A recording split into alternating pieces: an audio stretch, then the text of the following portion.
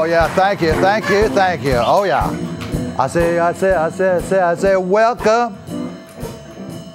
Hey, welcome to our special. Very funny. Yeah.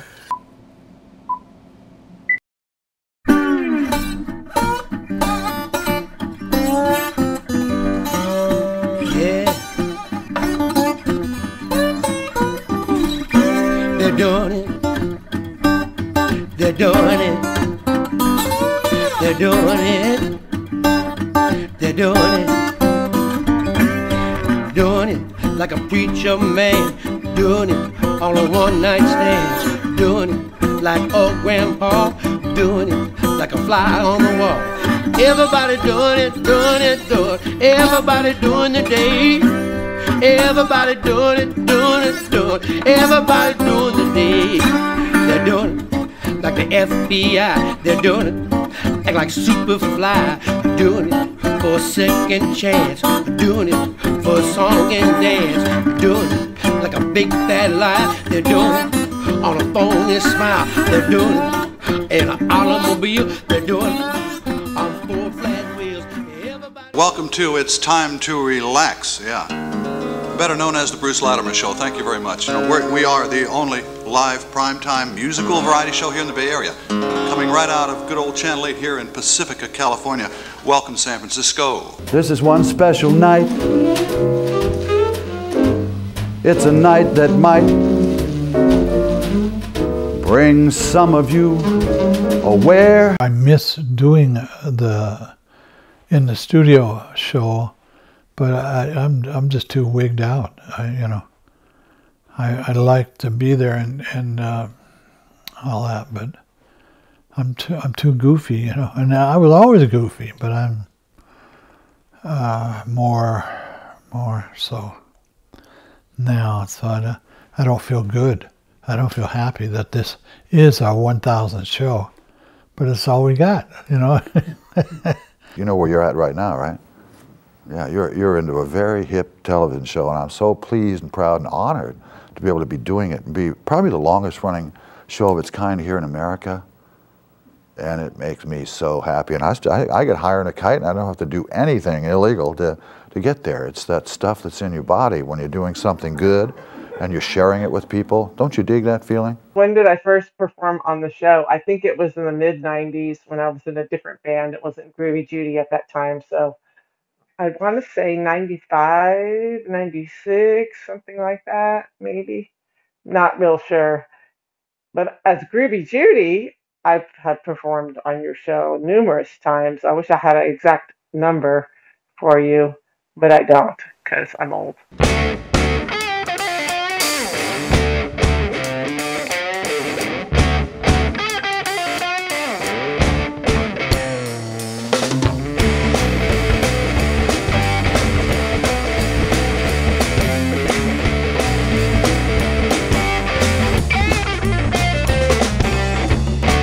I was playing in a band called the Grateful Beatles with George Mikulski, and we played over on Clement Street.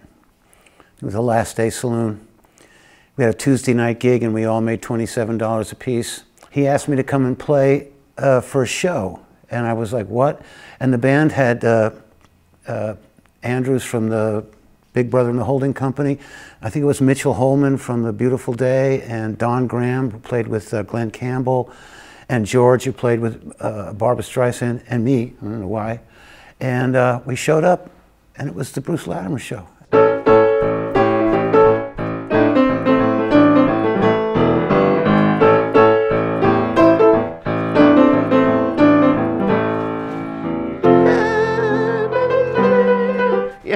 Yeah, Bruce wanted like 4 entire different vibes. I need a part that sounds Japanese. I need a part that's real up, and I somehow within one song encapsulate all those different vibes, you know. But it worked. It was really cool. Hey, all right, yeah, oh yeah. Good to see you again. Oh, Mama, yeah. Hello, everybody. Yeah, thank you, George. Oh, baby, I stepped on that. Yeah, hello, everybody. The first time I came into the studio was with Ron Thompson and the Resistors. Played the show quite a few times. We would film in here and do the show. So it became an institution with me. When my baby packed to believe me, when she stood by the door, I saw those tears running in her makeup. I knew by then it was time for our breakup. There were some mutual friends that said, hey, there's this guy in Pacifica who does a weekly live show. Would you like to be on? And I says, yeah.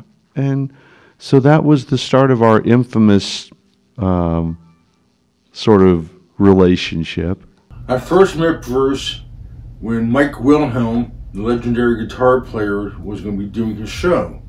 And his wife asked me, Mike, can you take Mike down to Pacifica to play the Latimer show? And I picked up Mike in the city, drove him down to Pacifica, and he played the show.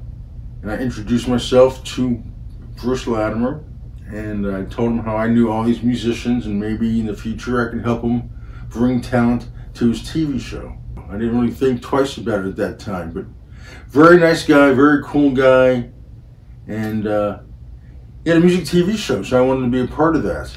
Well, my sister, Margie Butler, is in the band called Golden Bough, and she was telling me about this show that she was appearing on in Pacifica, the Bruce Latimer show, and she said, oh, brother, you should give this a try. Check it out. So I came down and I watched the taping. I went, this is fun. I could do that.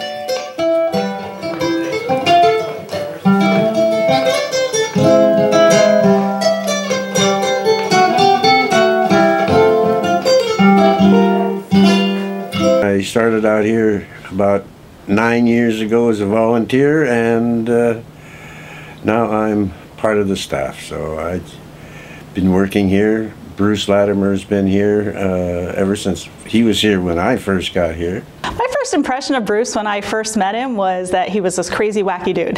But what I loved is that I knew he was wacky, and I love wacky people, and I wanted to make sure I got a chance to know him. But I had heard such great things also about his program and how he brought all local community artists together and had live performances. And I was in the music industry at the time and had just started interning at PCT and was so excited to be part of a music community. So Bruce's show to me was something that I really wanted to be part of and get to know who he was. Boy, when I got a chance to come back and be here at this station and work with him on a lot of the shows, doing camera work and enjoying the music. I'm from a music scene, you know, I worked with the Grateful Dead, I've been in radio and things like that in my life, and music was something that, you know, oh, I can go in and see all these cool bands, 2 different bands or 2 different groups or a person that's interesting. I had moved into Pacifica here, and I had a background in video and film production, and I decided to come over here and see what I could do to support the channel. As a production supervisor when I was going to college, I interned there, and then I started working there. So that's how I met Bruce, and that was in the 90s. So, wow, we've known each other that long, early 90s. And we still don't like each other, you know. We still hate each other, so it's good. You're great to be here. Thanks so much for being open and aware and alive. Thank you, Brucey, for having me. Yeah, I love you. You're wonderful. You're a wonderful, wonderful woman. Thank you, Pete. It was really fun. I'd never been on the camera before I was here. And it was, Alan would always say when we'd finish up a show, you know, when you're with Bruce, it's like he's in your living room. He's just so comfortable. It's like there's nothing about being perfect. He's your friend. And you're having a nice conversation. And people out in the world, I think they really felt that way about Bruce. Congratulations on your 1,000th show. And I just wanted to share my gratitude for all that you have done for me, all the years, all the shows that I was able to be on, shows that you asked me to be on, shows I got to lead off with you as you're doing your opening monologue. Got to create some really cool moments. He come up with ideas right on the spot. Yeah, give me a jazz feel, you know. I did like it when I was playing on the show and just making stuff up, you know. That's what I was pretty good at. But it's not a good thing when you're trying to play around a lot of people, because a lot of people are note for note, and if you don't do that, you're in trouble. So I was, you know, I'd always split up the band.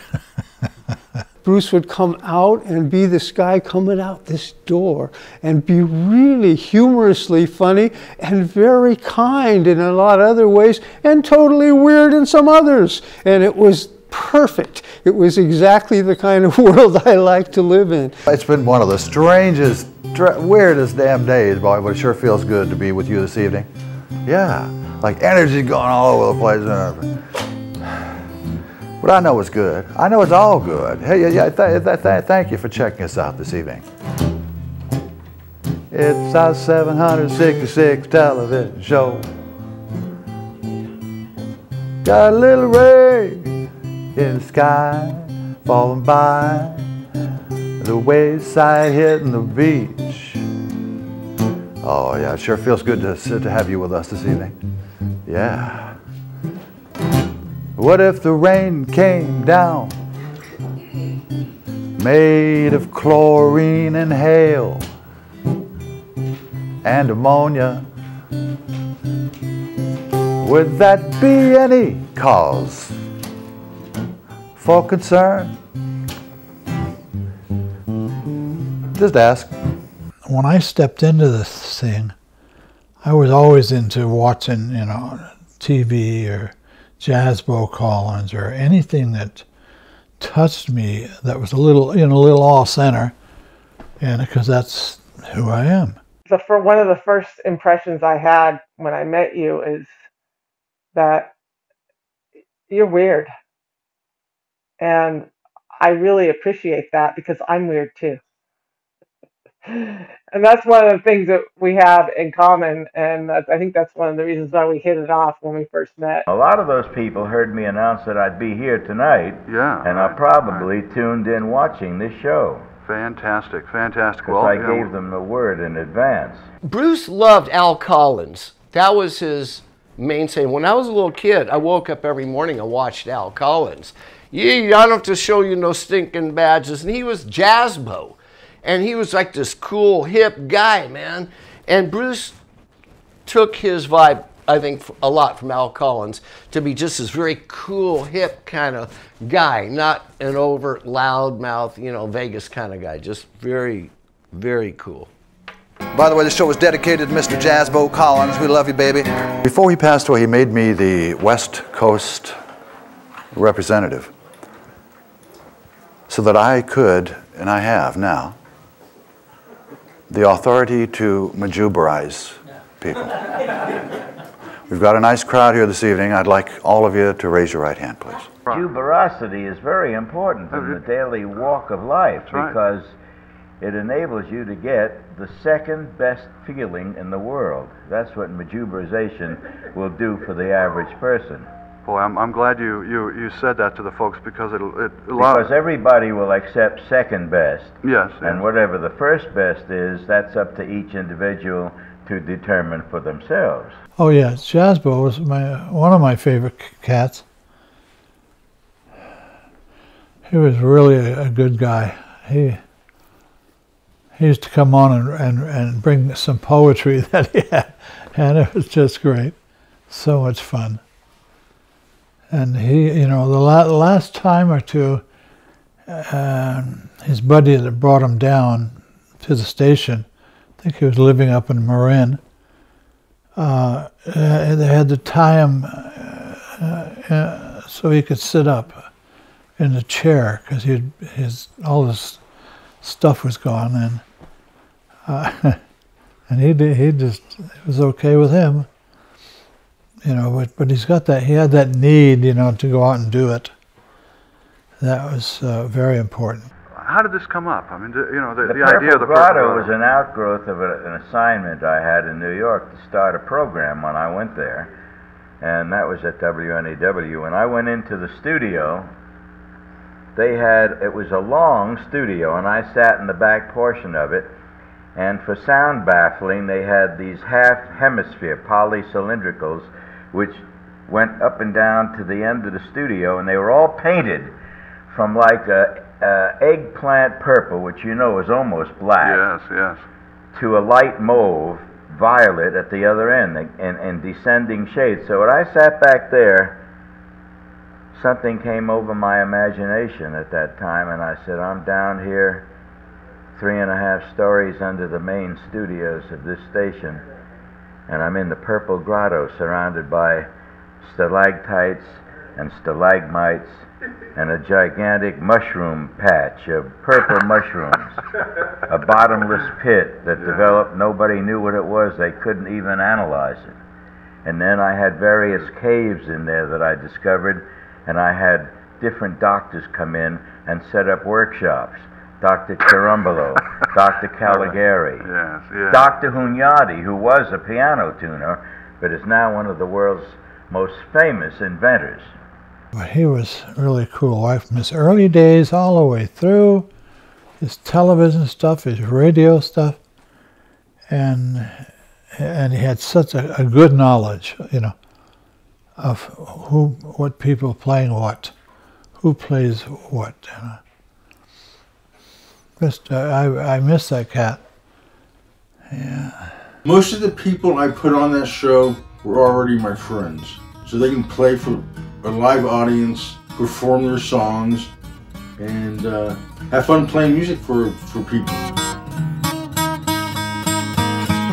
A lot of the good texture of the Bruce show that has that San Francisco music quality that's going on here, and the history and the culture of San Francisco has a lot to do with what Mike's been able to bring into this show as far as talent. I booked this TV show for 20 years. Overall, I had a ball bringing live music to the show. A lot of people were not doing what I was doing, never have been, but some are. Some are because we have all this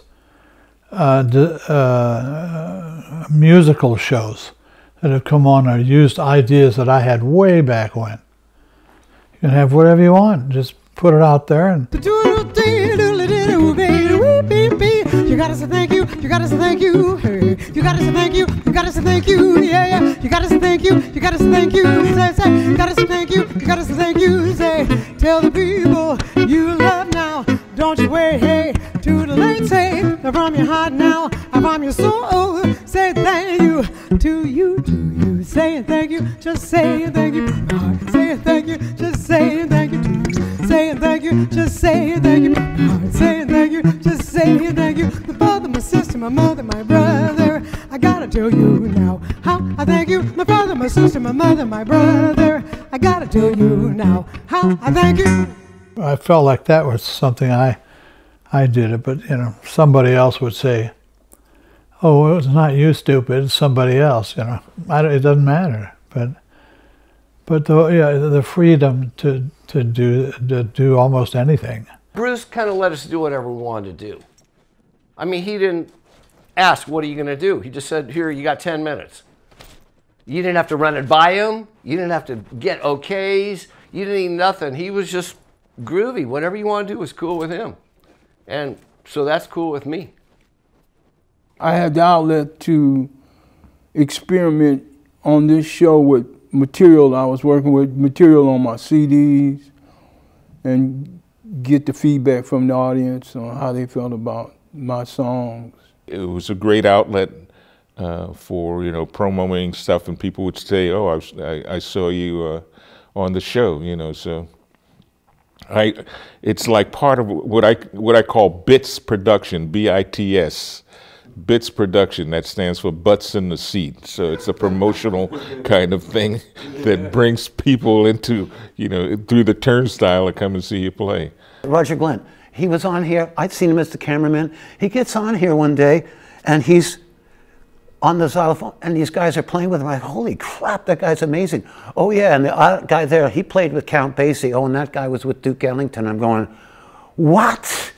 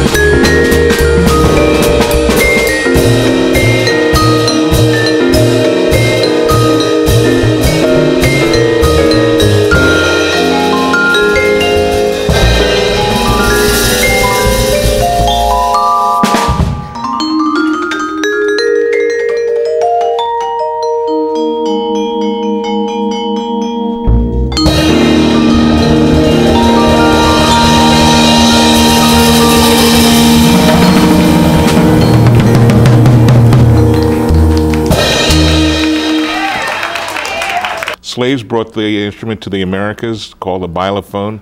It had a pentatonic scale for you musicologists out there. And but it was mostly like noise created on a reed type instrument? Well, no. And plus, we don't call music noise. It's notes. Music was noise is a whole nother thing. Noise, people get up and leave. Music, they stay. But anyway, it's this water, man. I think so. When I played on your show, I always like to do my own songs because why not? You know, it's promoting me. I definitely look forward to performing my original music. Well, we got a guy on tonight, Dave Crimmin, who's been in and out of here so often, he's practically like family, and he's always entertaining because he brings in special talents. Yeah, so I look forward to my songs. Naturally, I look forward to doing Elvis songs, but I found out over the years that Bruce was a huge Roy Orbison fan.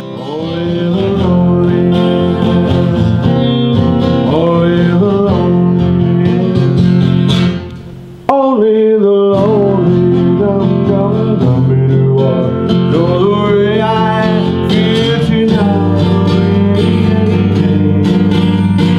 Only the lonely dumb dumb dumb do I. There's kind of a core group in that city, and they come all the time. They'll come, and then others are just once in a while, or hangers on to the people are performing. And, you know, so I liked it all. And he gave me the address and said, come and see the show. Now, I think several weeks went by, but I always remembered him. And finally, I checked the newspaper, and there it was, Bruce Latimer Show, Wednesdays at 9 o'clock. So I came down. People would come and be here on the stairs, and they would be sitting in the chairs here, and they would have their friends with them, or they would have their partners with them, and it was just really one of those kind of events that was all part of something spilled over from the 60s, but in fact was something even better because it was right here in my hometown where I lived. To have that staircase filled with people was a real treat, and Bruce's audience was a little bit like no other. The more I watched, the more I had to get involved. Eventually, I had the courage to bring a party horn. This is our 816th television show this evening. I actually was very reserved when I first came in, and so it was not intuitive to me to blow a horn during a live taping.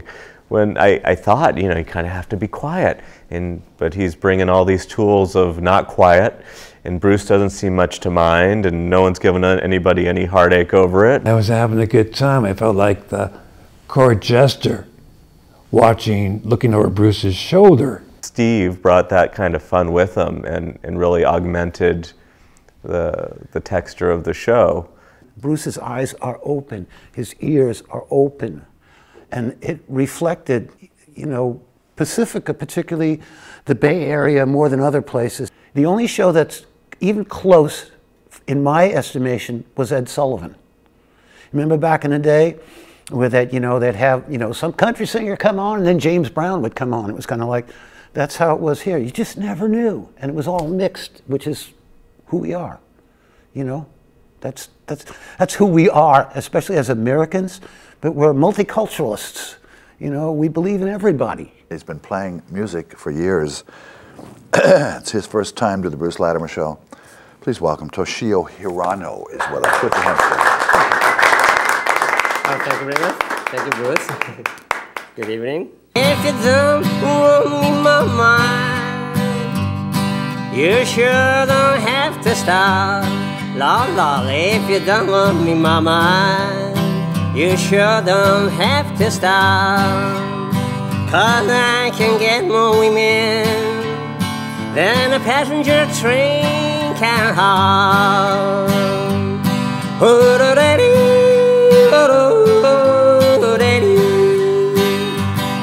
I'm gonna buy me a pistol just as long as I'm tall. Lord, Lord, I'm gonna buy me a pistol just as long as I'm tall. I'm gonna shoot for Thelma just to see her jump and fall.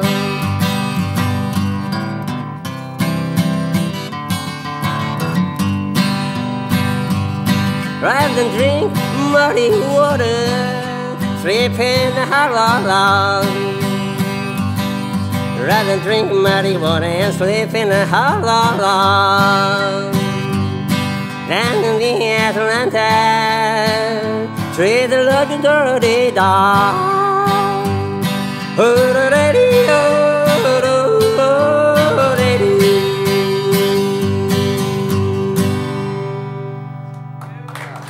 That's it. Give him that. Keep going. Oh, yeah. Yeah, Bruce would put people on the show that nobody else would put on TV. But talented people. Not because they weren't worthy of being on TV. It's just to be on TV, you got to have the manager and the agent. There has to be a reason, something you're selling, you have a product. Bruce would just put you on TV if he thought you were interesting. And that's why his show was great. You never knew what you were going to see. It was like Ed Sullivan or something, you know? He made so many things happen for so many people. And he wasn't a judgmental type of guy. He wasn't. I think he... I think he saw things differently. What I really learned about Bruce was that he just treats everybody with respect, you know, like all the performers, whether you're a big name or just some guy like me that nobody had ever heard of before. He just treats everybody the same. Has that certain kind, there's a certain dignity about the way he would approach it. Although then he'd have you drink panther piss, but hey. But he made the big names drink it as well. Well, you want some panther piss? Hey, have it. No, it's real good, man. Hey, You know, hey, just thank really you. get you You know what I going. mean? You know? Every once in a while. Hey, have some of this. There's a panther urine. I've been waiting for it all night. Isn't it good, man? It is. Ooh. It's starting to turn my hair white already. It's going to put hair on my chest? I wouldn't go so far as to say that.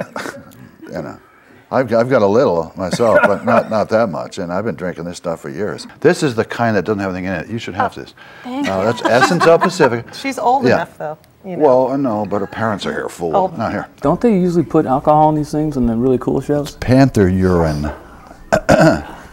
Panther urine is very special. Here, have some of this. Let's see what. Give it about 10 minutes. You'll start coming on. Thanks, Bruce. Yeah. When I'm booking someone for the first time who's unfamiliar with the show, I tell them how we book the known, the unknown, the should be known, the will be known, the never be known, and on the very rare occasion, the should never be known. When meeting people, and they've come on the show, and I've never met them before, there's this an immediate, I want to be close. I want to open this air and let it free so they can do some beautiful thing that they want to do. Roots music, down to earth, real nice people, laid back. Please welcome Eric and Susie Thompson, ladies and gentlemen. All right, Eric.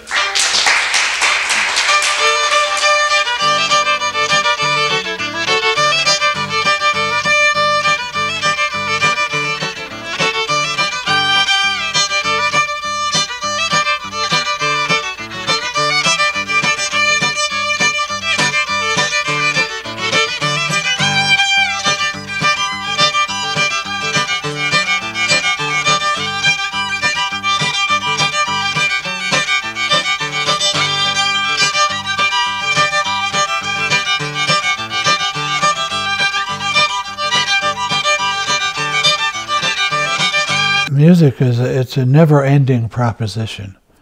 I was never in a place where, you know, I was going to be the big hit, the big wonder. I didn't give a shit. I just only wanted to do what was in my head. It's the way I started, and that's the way I have been doing it, but I haven't been doing it very much lately.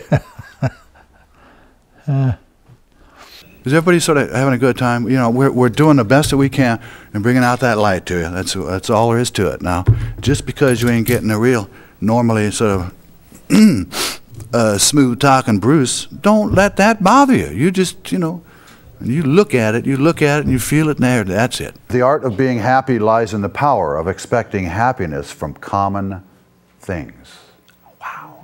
Isn't that sweet? Huh? Thank you people for checking us out. And thank you know for letting us put out our kind of light, our light. For you, yeah. It was like Saturday Night Live doing a parody of a community talk show. Because Bruce was so low-key. No loud clothes, no band with the horns. You know, Bruce was just really low-key. Deadpan, in fact. And then he would tell these stories that, like, would meander, and they had no point to them and no end, and they weren't funny. And that was hilarious. And he knew that. He was just like, he was kind of a goofy guy, you know, when he was doing these shows. I would always back Alan on the bass or the guitar or a harp. We're going to do some poetry and music. Ann's going to be on the stand-up bass. Remember the miracle we are celebrating of the unmarried teenagers who gave birth to the baby Jesus, whose mama and papa were homeless outcasts, who were refused any room at the Marriott and bore the godlike child in the barn with donkeys, pigs, and lambs watching. Then 3 wandering hippie astrologers offered the poor family a handout of the medicinal herb myrrh and frankincense to clear the foul air, and some gold to help them skip the country before Herod Gingrich outlawed them and ordered their death.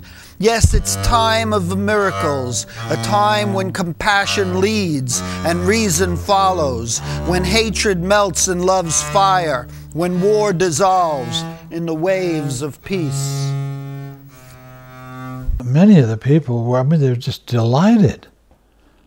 And others were not so delighted that way.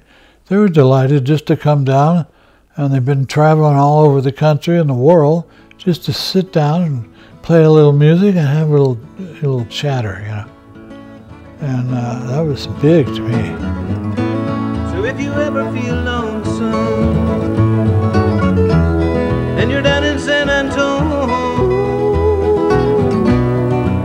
beg, steal, or borrow 2 nickels or a dime, call me on the phone.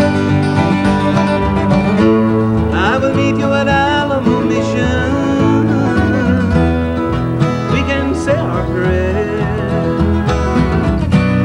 The Holy Ghost and the Virgin Mother will heal us as we kneel there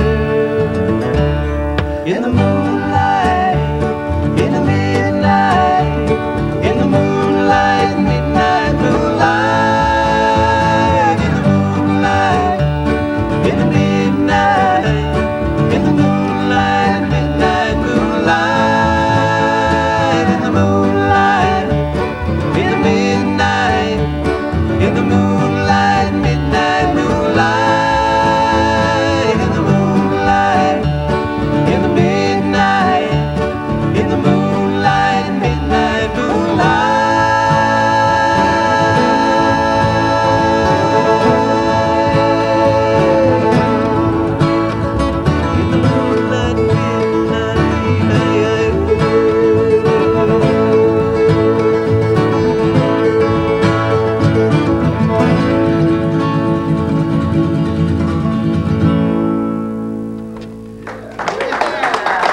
I'm proud to acknowledge that anybody in the musical scene is what's happening in the musical scene. Oh, shoot, you might know everybody on the top, but you know what? You got it in reverse, baby, because the other 99.910% are the ones right in front of us, are playing right in front of us all the time. You understand and hear that? What's the sport and what's for blood at the Horn of the Nile. Now the die is shaking, now the diamonds fall. The guy that's going to be the mayor of the city used to sit on the steps over here and then get up and dance. You know, he'd be standing on the side so the camera wouldn't catch him. That was largely the ritual, was a full day of work and then walk over here and then dance my butt off. It was just a matter of choosing the clothes that weren't work clothes that I would want to dance around in. Or, yeah, it's Bruce, so let's see which freak flag I'll be flying this evening and get off to the show. First I do the dishes and then I sweep the floor. First I feed the children, take care of business, that's for sure. I got my priorities on. I got my priorities on. I take my time and consider where my decisions lead. I pray to keep my life in focus, so I pray to clearly see. Things happen during live performance that cannot be emulated in rehearsal. There's like 8 people here and everybody's got to be quiet, nobody can applaud. You have to try to not be staring at the monitor all the time, because the monitor isn't your audience, but you're always like, oh. Cameras moving around, lights going on, lights going off, everybody being a little more quiet. There was so much production happening on the Bruce Latimer show because there were so many different sets and it was so professional, and I had never been in that environment. I just remember falling in love with the music and couldn't wait till the next episode. There's a sense of pressure, you know, it takes a little getting used to, but it's great practice for performers to have an opportunity to do that. We all need more of that. You know, I would just walk in and he'd say, play something. I'd play something, you know, because I never knew how long I had. He never would let me know until I got there, you know, so I couldn't prepare a program.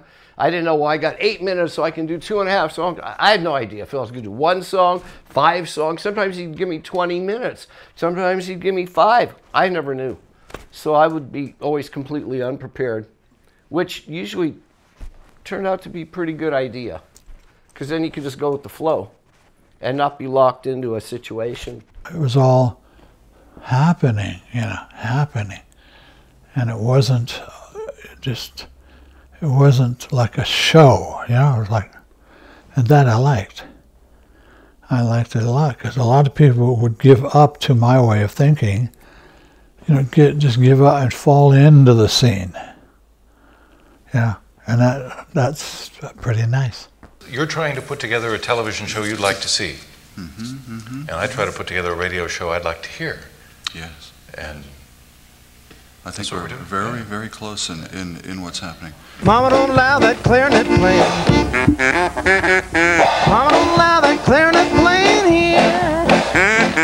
I don't care what Mama don't allow, cause it ain't a clarinet anyhow, it's a duck call.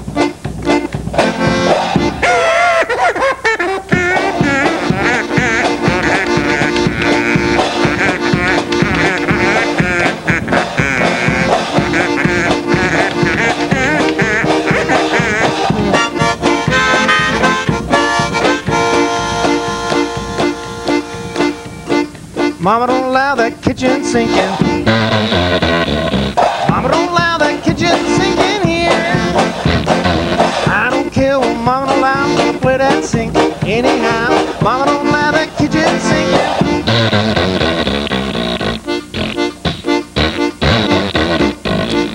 Sounds like you thought it would, huh? Interviews with the talent are always very, very interesting, because he asks a lot of pertinent questions that brings out not only their talent and how they got started and where they hope to go, but gives you a good idea of what he is all about.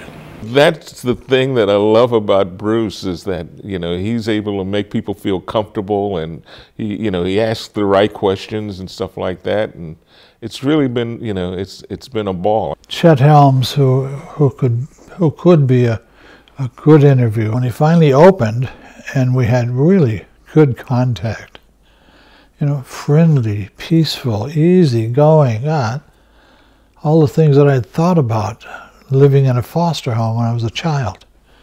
Having nice, easygoing people share the thoughts and stuff. So that was a pretty big deal to me. 1963, and I was sort of doing my obligatory on the road a la Jack Kerouac. I'd read The Subterraneans and On the Road. And, hitchhiked in that about a 2-year period. I hitchhiked about 25,000 miles and crashed on a lot of floors. I met Janice through the folk music club at the University of Texas there, and they met on Friday evenings in the Student Union building. And I, having gone to the university, when I was hitchhiking through Texas, I stopped there, I heard Janice, and actually went on to the East Coast and returned a couple of months later. And I think I was a romantic figure to her in that I was doing things that she dreamed about. I was kind of on the road. Oh, sure, I was living the life. Yes, and but also I was listening to people out here like David and Michaela and the Kingston Trio and New Christie Minstrels, and though it was good, it was so slick and so polished and so precise, and there was something raw and wonderful about many of the Texas musicians, not just Janice, but there was something so earthy and raw and real that I knew if I could ever get that out here, it would be dynamite. And but you actually, so essentially you said, Janice, let's go to San Francisco. There's a musical scene happening? Or was it well, like basically, I kind of told her what was happening here, and I did tell her that I felt that if she could be exposed in San Francisco, that it would really knock people on their heels. And then when you did come to this place, the city of San Francisco, what happened? How did things kind of progress from there? The first night Janice and I arrived here, we went to the Coffee and Confusion, it was called at the time, as sort of a belated beat folk music club. Yeah. And they had a policy of no passing the hat or anything. It was all free hootenannies at that time. And so I persuaded Sylvia, the owner of it, to give Janice a shot. So she stood up and sang and got a standing ovation, and people screaming and pounding on the tables and so on. And so Sylvia said, pass the hat. Well, I can speak with Chet because he was a part of the movement that I was a part of. The early hippie thing, and I at that time had already shot my wad and probably done most of the things that people never did. Things kind of just unfolded. You got involved with an organization called the Family Dog. It was basically a production company that produced musical, and I would broaden that and say variety events. Happenings, as it were. Yeah. Originally it was 4 people who all resided on Pine Street and all had dogs, and that was Luria Castell and Jack Toll and Ellen Harmon and Alton Kelly. Yeah. And they did 3 shows in the Longshoremen's Hall, and then Luria Castell did some shows with Danny Rifkin and Rock Scully in California Hall, all under the name Family Dog, and that was prior to my being involved with it. And then Luria and myself and John Carpenter, who was my partner at the time, who incidentally managed the Great Society featuring Grace Slick at the time, we decided that we were going to produce some shows in California Hall under the name Family Dog, and as it turned out, Luria ended up splitting to Mexico. To make a long story short, John Carpenter and I ended up making a handshake deal with Bill Graham to do shows on alternate weekends in the Fillmore Auditorium under the name Family Dog Productions. Right. And so we did about 4 shows there, and then had a disagreement with Bill Graham and moved into the Avalon Ballroom in April of 1966, and did the first 3-color poster. And I think one of the things I'm proudest of in terms of my past history and Family Dog's history was that it became the focal point of a kind of graphic renaissance. My thought was get out there, have a ball, learn as much as you can, and give it to everybody else. We come out every week and try to make the meek strong, put out good message words and songs. Let the curtain part, lift up the veil. Yeah, we start right now. I say we're going to start making a brand new trail in the television scene. There's always been this kind of curiosity in me. How far out did Bruce's show make it?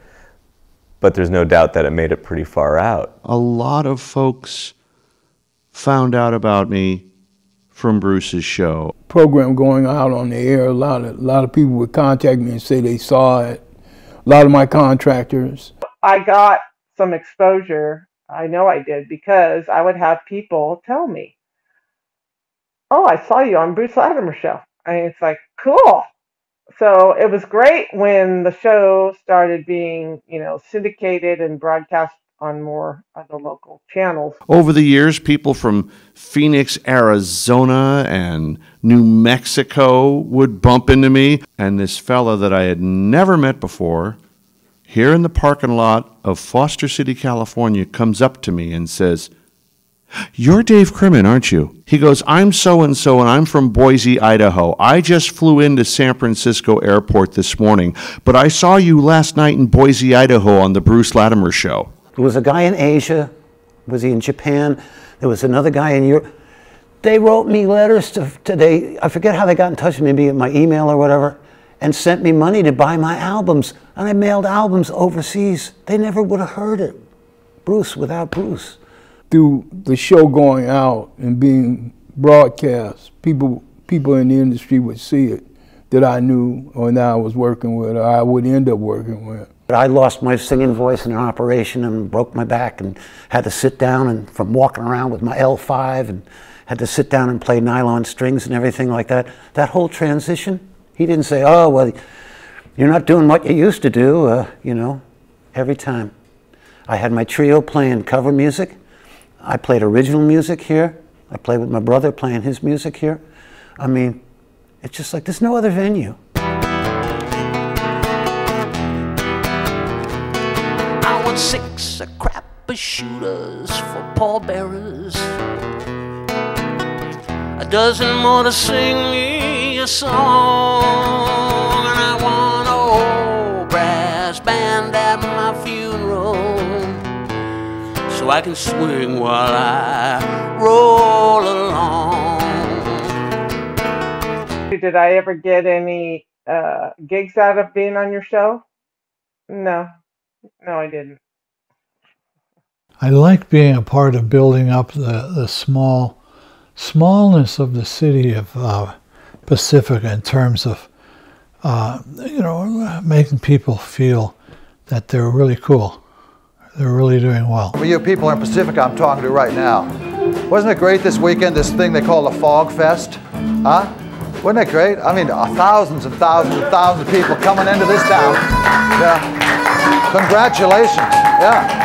Congratulations to all the people bordered by the Pacific Ocean and the Montero Mountain Range. It's so beautiful. Oh, I'm talking about those beautiful trees and the beautiful water and beautiful gray clouds. Oh, yeah. And now, just before the show, it started sprinkling down. It's Christmas time. Pacifica people, by the way, were always good to me. There's a guy that used to have the store, Central. Mm-hmm. That guy was so wonderful. And he had an inflated thinking of who I was. This guy gave just big trays of food, all kind of stuff. Never a penny, never a penny. It was amazing. This town, more than any other town on the San Francisco Peninsula, has supported live music over the years. I mean, there's always been a place for bands to play. What a wonderful message this sends out to all the other cities that see this. They're going, wow, that sounds like a pretty hip town out there, yeah, Pacifica. And it is a hip town. It is, very hip. Here in Pacifica, California.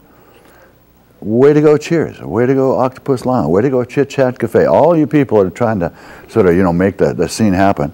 Not only here in this town, but in all places all across the world, man. I know how difficult things are, and just to be doing it is a big statement for the people that own those establishments, as they say.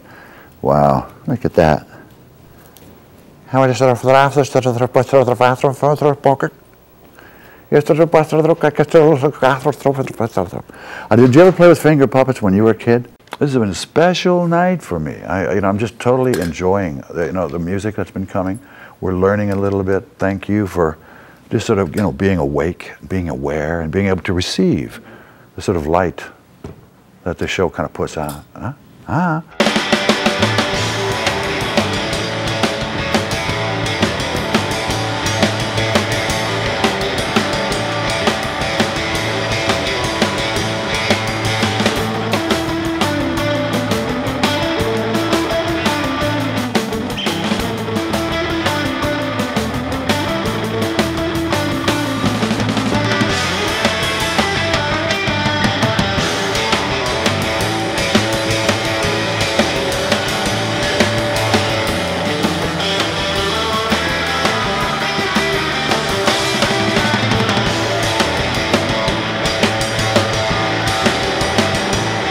It's the sincerity with which the show was made and how it happened and unfolded, and it felt very organic and very true.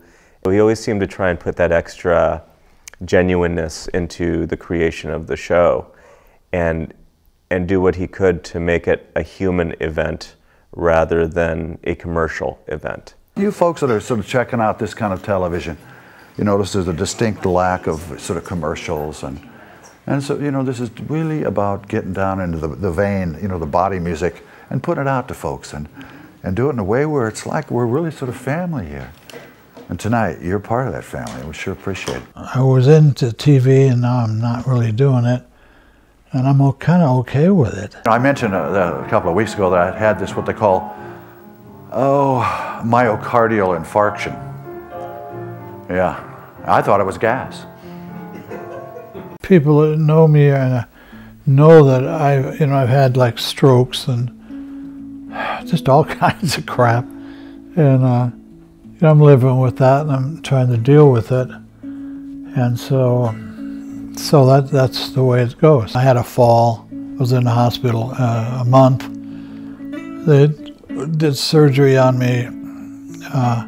I came out, and then they threw me in a rehab center. So I stayed there a month, and then got out, and then slowly get better. I don't know how much more. They're gonna cut me off one day, and then I'll always be that way.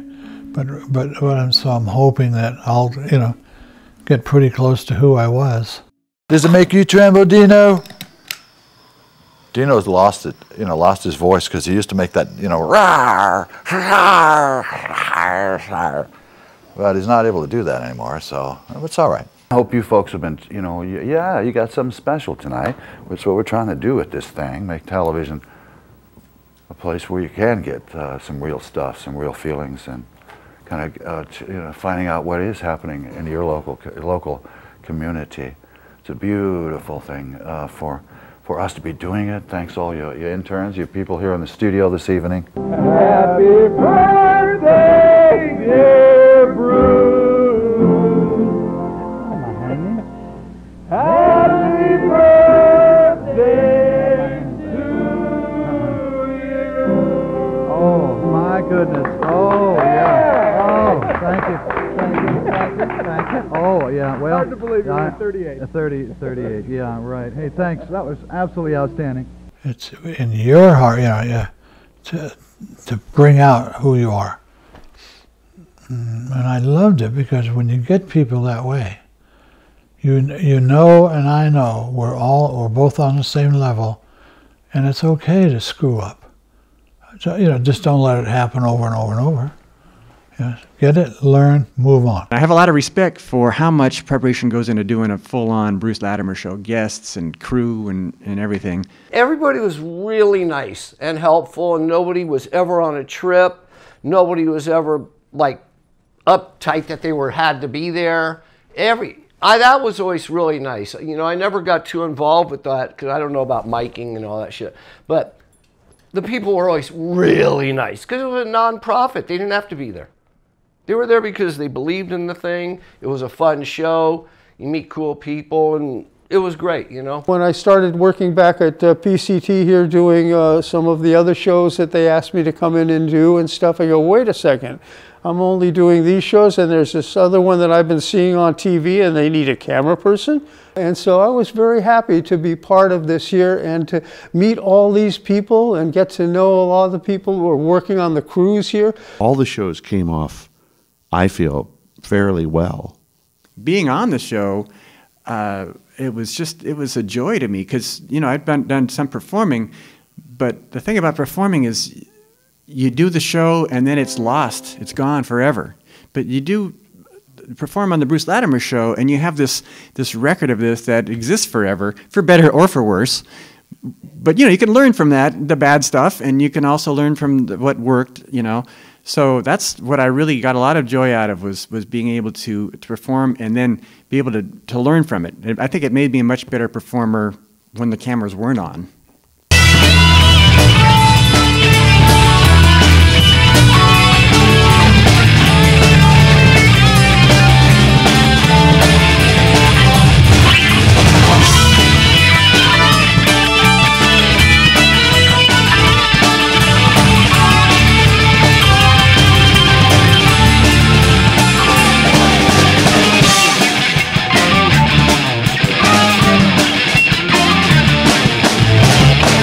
This place offers a lot of opportunities. So working behind the camera and working with some really great people, great directors, great technical directors. And the other thing about it was that with Bruce's show, you know, there was a camaraderie because it was the same people. Before the show starts, there's like 30 people all running around doing their parts, the musicians, the crew. And it's just this, you see everybody doing their thing, and it's a lovely feeling to see, you know, by producing this, making it happen, all these people are doing these amazing things. And it's just a sense of community that you get out of that. And Sandra, don't forget Sandra. She was here the whole time, Bruce's wife, Sandra Latimer. You know, a lot of other women would have said, "You're doing that again? You're driving all the way down there? You're spending how much? What? You know, and you're not making anything off it? You're not getting famous?" No, she was right there all the way, you know, part of the family. And that's part of what made it family. I love my wife. She's just too right all the time. You know what I'm talking about? Oh, honestly, I love it. I love it. She's got everything. It was a fun hang. Sandy always made sure there was like cookies and orange juice out there, you know, and everybody was always real friendly. And it was a non-profit organization, so everybody was working because they liked doing it. And it wasn't like a heavy-handed vibe. It was just like, hey man, community theater, you know, let's trip out, have some fun, let's get artistic. It was great, man. My favorite position, besides doing audio on Bruce's show, was really being technical director, because I felt like so in control, and you really got to see the behind the scenes of how the program ran. What we're doing here is putting out different musical disciplines every week. We're crewed by an all-volunteer crew. No dollars are involved here, but lots of payment. There was a gal that would come in with her mother. Her mother would be out in the lobby area here, and she would be making guacamole. Pauline, that's Rosalinda's mother. She'd come down and bring guacamole. I mean, it's beautiful. You know, when I say that, that's really important to me. A person comes down, hangs out, makes their stuff, watches the show. If she really likes the show, she'll tell the people, and it's, you know, it's just the way you want it. Don't forget Diana, she tested for us. Diana, yeah. We're ready. Yeah. We gotta get it in for a minute. It smells magnificent.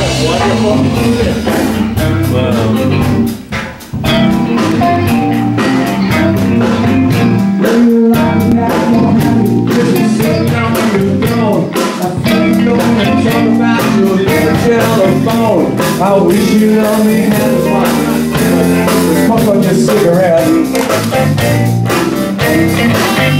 Well, I know there's nothing to you, but there's something about you I can't forget.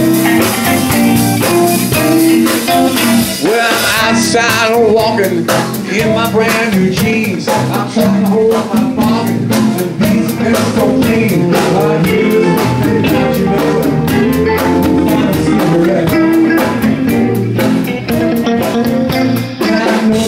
Don't care about me or anything I've ever done.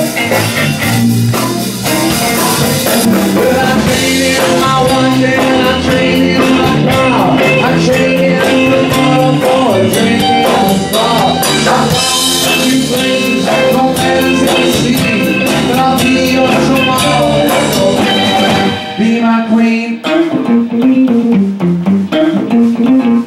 when I wrote the script, you know, it had been smoldering in my mind, and then it took about as long as it took to write it out, which was 2 or 3 minutes, see. And then stuff in the beginning, there was just pieces, you know, of everything that you put it all together, and you wanted it to go to you know, be together as a television show, and that helped me a lot, and it helped me get things done. My weakest point, I think, really was in the beginning, because I really come off the wall. You're invited to stand, now listen to this, stand on the edge of a diving board directly over a 10-foot deep pool of mud with an activated jackhammer, and then jump in the mud. It's going to be Saturday at 10 o'clock at your local rec center. Some people that need the wall, they live by the wall, you know. You do anything different, and you're different, and well, you know, F you. You know, it's a waste of time. But so I know I didn't make that many people happy, but it made me happy. You know, and that was pretty good. Pretty good to me. Little Green Turtle was my mom's favorite little moment. Whenever I would, the day after a show, I'd always take the VHS tape over to my parents' house, and because they always wanted to see it. And every time she saw a little green turtle, she says, "Oh, there's a little green turtle." You're going to give us a little taste of what you do and add your special feeling to the overall flavor of what we're putting out tonight. Let's really, well, you're going to do it anyway.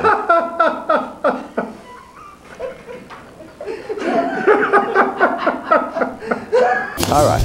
Oh, yeah, he's taking that back one. He goes back like that. He pushes what's-it-call-it out like that. He's going, yeah, man. Oh, push that thing out there. Oh, look out now. She's coming, huh? That nun is to come. Oh, my God, don't let her get you. Yeah, there you go. Bruce's legacy will live for a very long time, but what will really be remembered is Little Green Turtle. Why do seagulls fly over the ocean?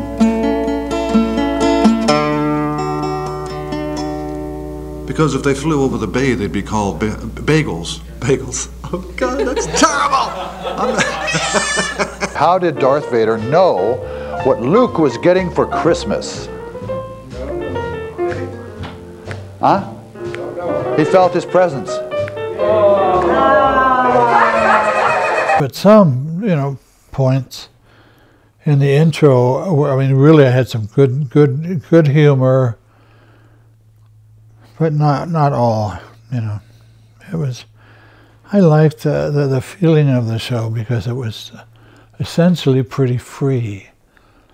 And that, for me, that was my life story. I needed to be free. I was always in unhappy states, foster homes, evil, mean people that just, you know, racked their crap on top of you. And I didn't need that. I needed something happy, something joyful. And that's how I sort of got into my humor thing. You know, turn in and make yourself happy. What is the difference between an in-law and an outlaw? Huh? Outlaws are wanted. Tarzan comes home. He's beat, man.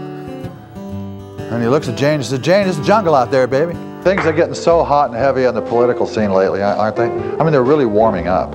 And I've got to tell you, I belong to no organized party. Yeah, oh yeah, I'm a Democrat. You're up against this almighty whatever, and so you've got to give a little, you know, give a little comfort and joy. As big or small or whatever, it helps sort of the idea of people moving along to the next level. When Bruce talks about good feelings and getting over things and changing things, he means just that. Thank you for checking us out. Boy, you know, You folks that have been watching the show for a while know what we're all about here. A little comfort, a little joy, get rid of that misery and that pain, that stuff that, I don't know, it just sort of builds up and you got to get rid of it. And you got all that stuff, and we love to be a part of it, and we're glad that you're there with us as well. I want to dedicate the show to all the folks having a rough time and need to hear something or see somebody say something that you can relate to. That needs to feel something real. They're coming right at you. Yeah, this is for you, baby. I want to dedicate the show right now to all you folks that are, having such a great time. So you might maybe take a moment and think about the folks that can't, or aren't having a great time, and you remember people that may be having a rough time. Just know that people do care. Reach right in there and get what you need, and wow, man, you'll be sharing it and walking around like a bright light. Now hang in there, think good thoughts. You will make it through. That's what it's all about, is sort of put the comfort and the joy in the local community access television station. We ain't nothing big, we ain't nothing too bad, we're just doing what we can, and this is our 352nd show. My favorite, most of the part, emotional and getting ready for the show, is playing my guitar. Sit and bullshit an hour or so before the show, and then also play songs that I'm just getting to learn. That was big, and then people would come up and tell me, nice things about the show, and that I enjoyed. That was pretty special. I always liked the big shows where the audience would fill a joint up. Let's get ready to rumble!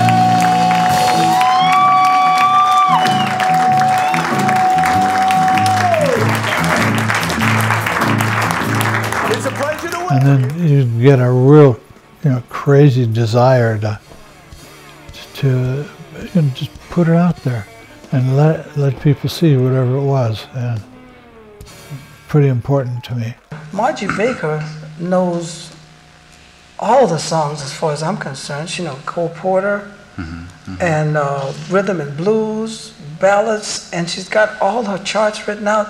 So it's just a pleasure working with her, and now I feel like I'm extending myself. Yes, I'm in love with you, but I have to let you go.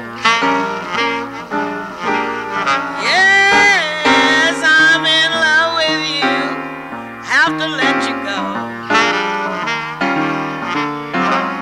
You know what the good book says, you gotta read just what you sow.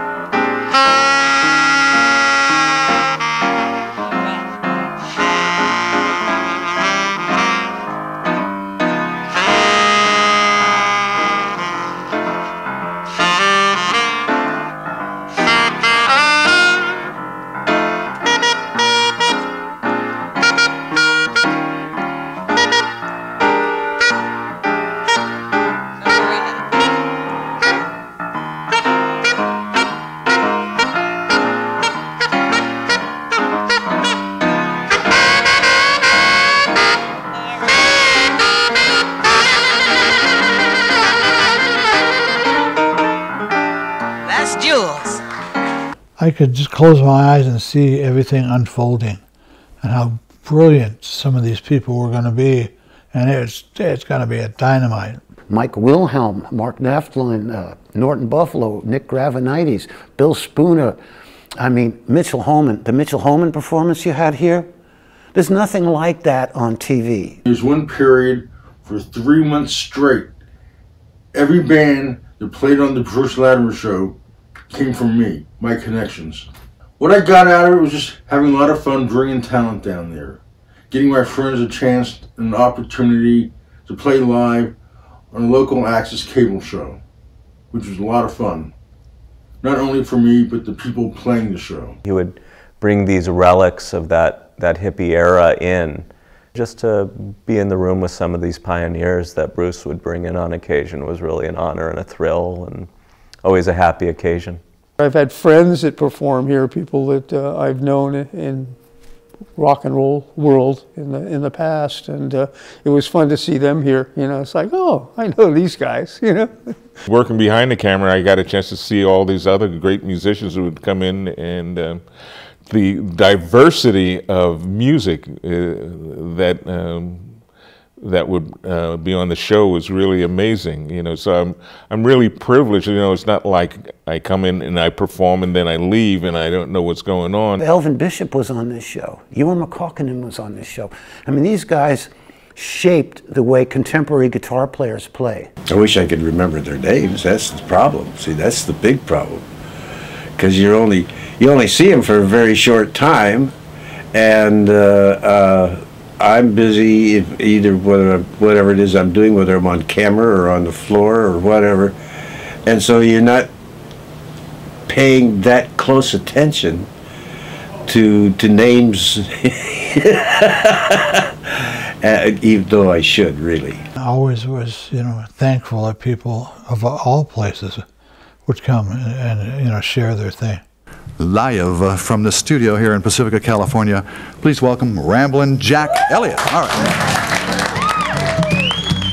I got a blues from my baby, let me by the San Francisco Bay. Checking ocean liner, she gone so far away.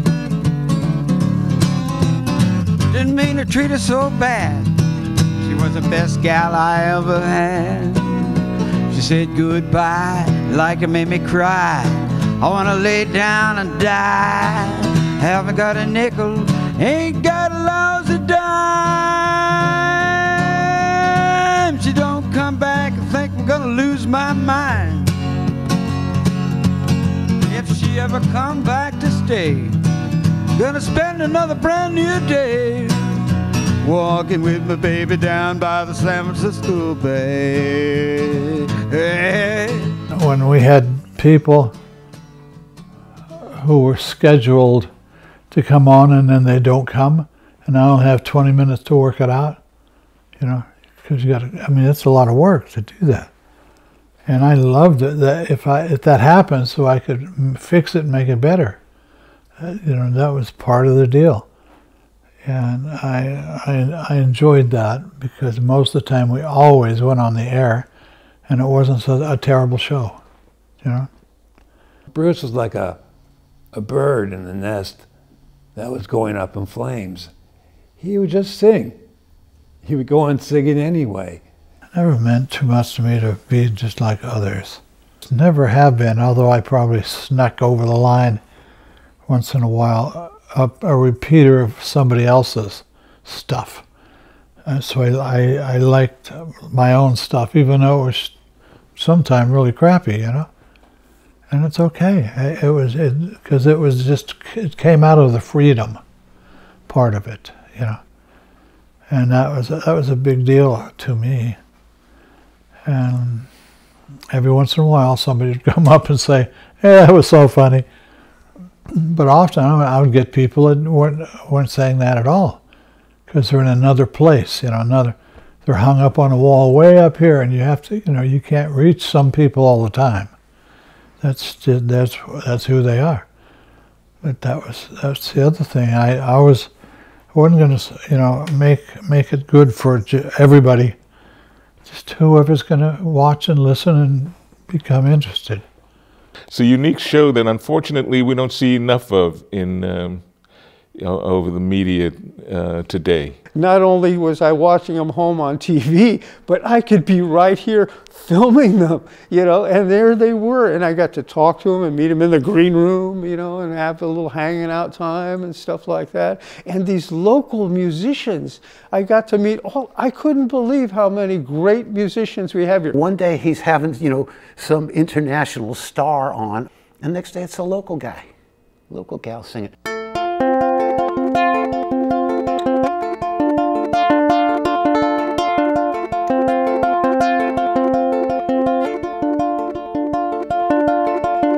Gave myself a talking to somewhere on my path to you, and I lost my way. riding down the street before and I don't recognize it anymore. Not anymore.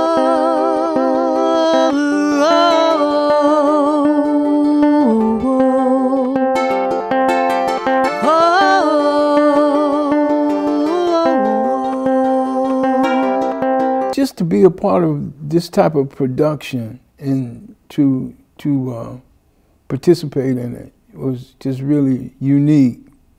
He had his own twist to it. It was his. This is his production, and it it was cool, man. Just really cool. I was able to bring in new music and try it out here. I brought in one of my singing groups that I produced on my label. They were a cappella group. Put them on the spot here to see how the material would work that we were recording, or we had recorded. And every time it was just amazing. The way the stage would be set up for the act and everything. It was just really cool production. Now the train has been running, just time again. All is running over the hurrah, fellow man. All aboard, go and get on board. All aboard, go and get on board. Blessings. Thank you for opening your show and having my son play with me on some really amazing moments in my life and the other musicians I was able to play with. Might be a spoonful of coffee, might be a spoonful of tea, but a little spoon of your precious love, good enough for me. Men lie about it, some cry about it, some die about it. Everybody's fighting about a spoonful. That spoon, that spoon, that spoonful. That spoon, that spoon, that spoonful.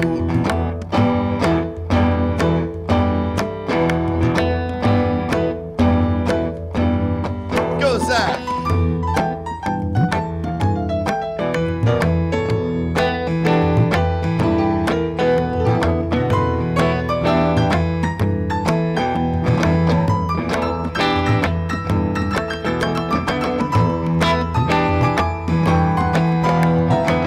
The thing about Bruce and being on the show was every time I would watch it or come to see it, because I live around the corner, it was like, holy crap, he's on?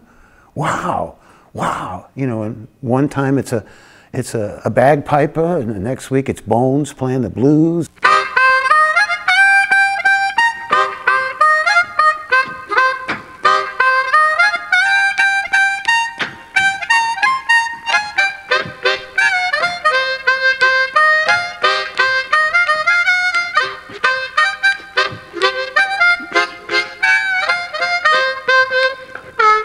I'm working long on the chain gang.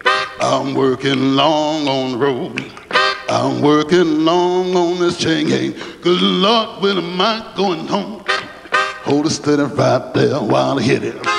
They'll reckon that ought to get it. I'm working, but I still got very long to go. You know, we've been so blessed having people come down.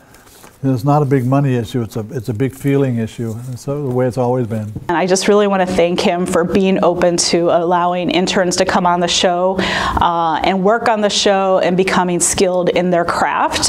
And without something like the Bruce Latimer Show, those opportunities would not be possible. It was just one of those amazing events that went on a regular basis, not just for a little while, but for over 30 years.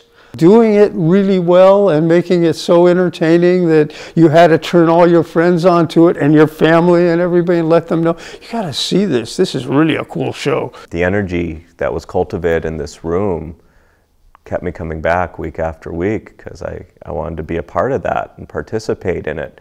And if not being a participant in it, just watching it unfold was a great place to be. In the end, I attended over 100 live performances here at the studio, And I don't regret any of them. I really did learn how to deal with the camera. It was great, great fun.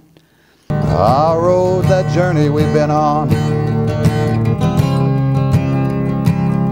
It's brought us there and it's taken us here.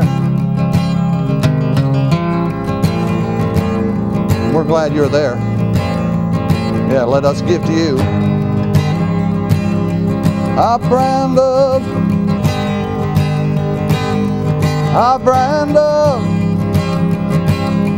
musical love, talking, learning something about what's happening in the world.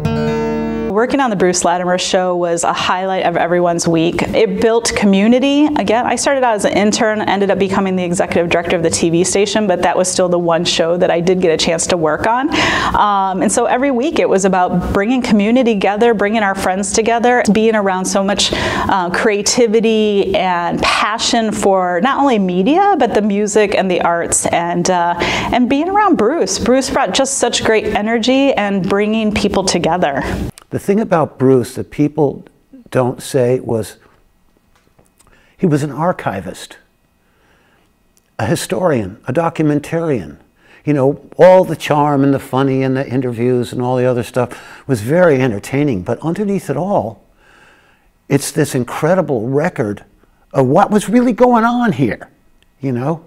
I try to have an eclectic mixture of musicians playing on any given night. Sometimes I'd have guys who knew each other 30 years ago, you know, so it's just nice to have little mini reunions of old friends having an opportunity to see each other again. This show has been so unique in the history that's been collected of, you know, people who he's interviewed and stuff like that. It's just, it's amazing. It's amazing. People can tune in and see them 10 years ago, 20 years ago, 30 years ago. Holy crap. I mean, we couldn't do that without Bruce's show. For this town, Pacifica, for a long time, what a gift, you know, for every Wednesday night when nothing really gets on TV. But this show is worth tuning into. When I was a production supervisor, I had to work with a lot of your guests, and it was really fun to meet some of those musicians and see them because they were so talented. And I was like, how does he get these people on his show? You got some really great guests on your show. I just don't want people to forget his contribution, you know, to music, but just to the world. I always knew that, you know, even if you fail and you fall, you know, you can always just get yourself back up and, you know, get on a high chair, then get on a real chair, and then get out there and get on the ladder, climb up to heaven or wherever you think you're going. You know? I was lucky to have what I had there. Wow, I got tingles on my spine thinking about the pleasure that I've been able to receive. I mean, that's the kind of a feeling you get. You know what I mean? You get that little feeling going all the back of your head, kind of hits the back of your brain, and goes, yes. This is real. Everybody doing it, doing it, doing it. Everybody doing the day. Everybody doing it, doing it, doing it. Everybody doing the day. They're doing it like Al Capone. They're doing it. Better leave it alone. They're doing it like Richard Ben Nixon. I gotta stop because I hate to mention. They're doing it. They're doing it. They're doing it. I'm just playing my guitar, they're doing like it.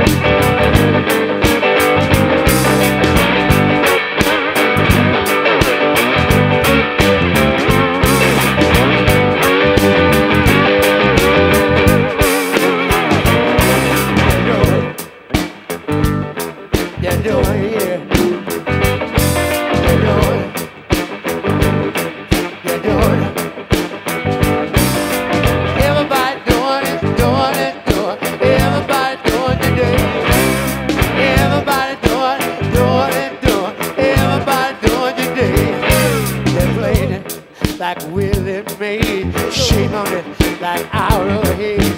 Double needle like Richard and Nixon. I gotta stop because I hate to mention they're doing it. Yeah, they're doing it. They're doing it, yeah. Everybody doing it, doing it, doing it. Everybody doing it today. Everybody doing it, doing it, doing it. Everyone which way. Everybody doing it, doing it, doing it. Everybody doing it today. Everybody doing it, doing it, doing it. Everybody doing it today.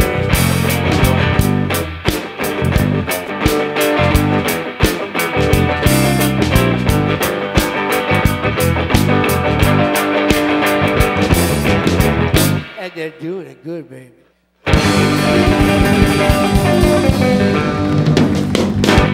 right, thank you. Before we go, I just want to say to your audience what a patient, wonderful gentleman this is. He's been trying to get me to come on this show for, I would say, about 5 years, and has politely, patiently asked me repeatedly, and has never exhibited any frustration or anger or whatever, and I'm honored and very happy to finally be able to fulfill my promise to you that I would come and do this show. Well, thank you very much.